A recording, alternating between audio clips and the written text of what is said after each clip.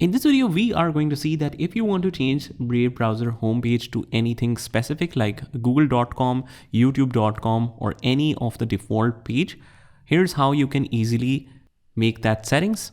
So for that, just go to the top right hand corner where it shows you these three lines. Just click on that and click on the settings right at the bottom. And now you will see on this page the get started option.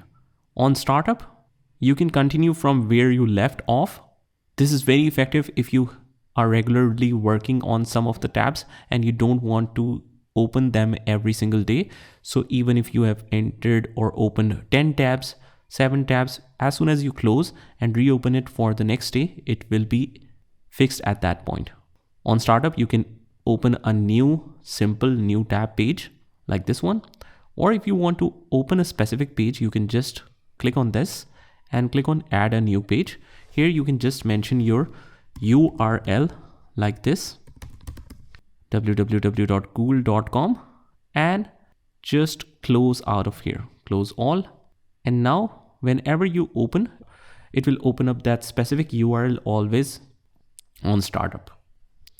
And similarly, if you want to delete any of them, just go to the settings, click on the get started option, and here you will see these 3 dots to remove this, or you can add a new page like before.